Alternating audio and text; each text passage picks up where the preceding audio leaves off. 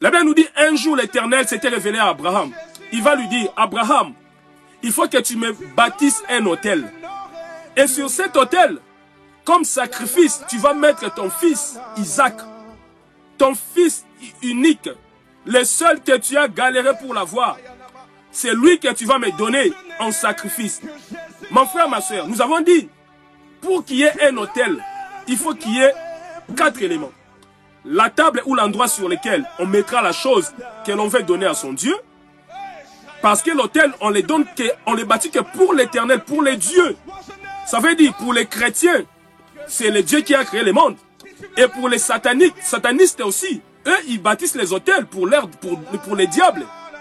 Donc ça veut dire, le monde des ténèbres aussi a ses autels. Et ils font des autels pour Satan.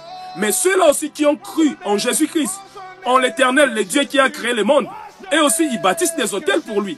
Mais rassurez-vous, tous les autels, que ce soit celui des mondes des ténèbres, tout comme celui de notre Dieu, ils ont tous les mêmes principes. Pour qu'il y ait un vrai autel, il faut premièrement qu'il y ait un endroit. Ça peut être une table, ça peut être un bon endroit bien rangé, sur lequel on est prêt à mettre quelque chose que l'on veut donner à son Dieu. Et la chose en question, nous l'appelons les sacrifices. Et il faudra aussi qu'il y ait du feu, il faudra aussi qu'il y ait du bois. Nous allons comprendre tout ça après. Mais laissez-moi vous dire, l'élément le plus important concernant l'autel, c'est les sacrifices.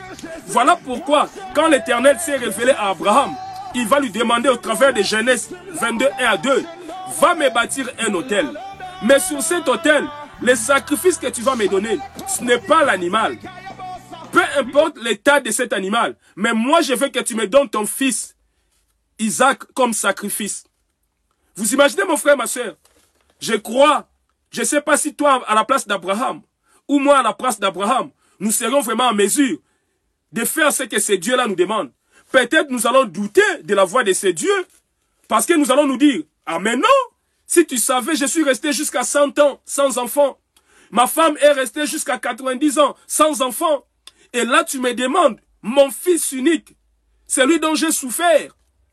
Peut-être tu vas dire non, mais Abraham, connaissant ces dieux-là, il sait que c'est lui le Dieu, le créateur.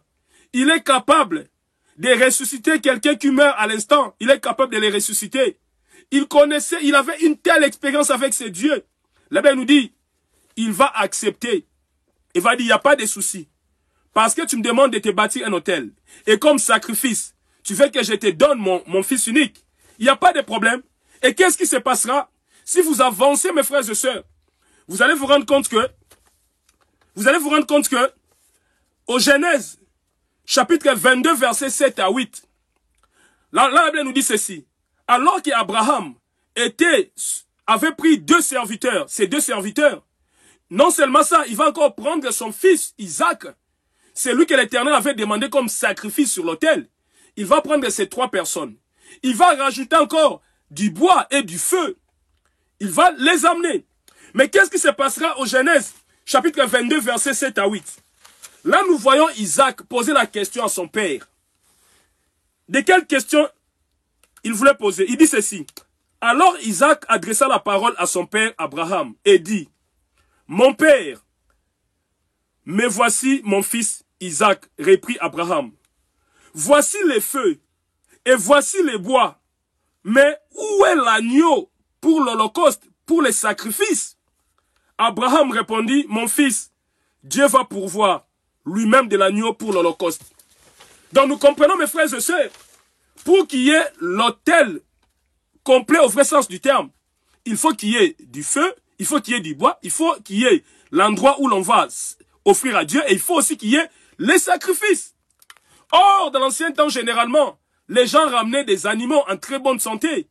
Et c'est ce qui fait que Isaac dira à son père, « Mais papa, je sais que nous allons offrir à notre Dieu, nous allons bâtir un autel à notre Dieu, mais nous avons les bois, nous avons du feu, mais où est l'agneau? Parce qu'il nous faut aussi l'agneau que l'on doit mettre sur l'autel.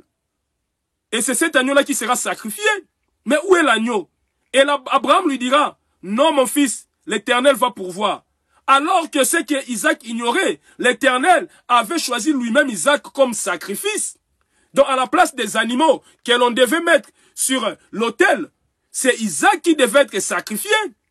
Or, Abraham, il avait utilisé la sagesse. Il ne voulait pas dire cela ni à sa femme, Sarah, parce que Sarah, sûrement, il allait les prendre de quelqu'un de cinglé, de quelqu'un, parce qu'il est avancé en âge, il a perdu ses facultés mentales.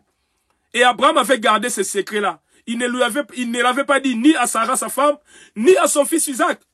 Voilà pourquoi Isaac va lui poser cette question, mais nous avons les bois, nous avons les feux. Mais nous avons aussi l'autel, il est là, tu m'as dit sur la montagne de Morija. Mais où est l'agneau qu'on utilise tout le temps comme sacrifice? Oh, ce qu'il ignorait, c'était lui-même. Les sacrifices.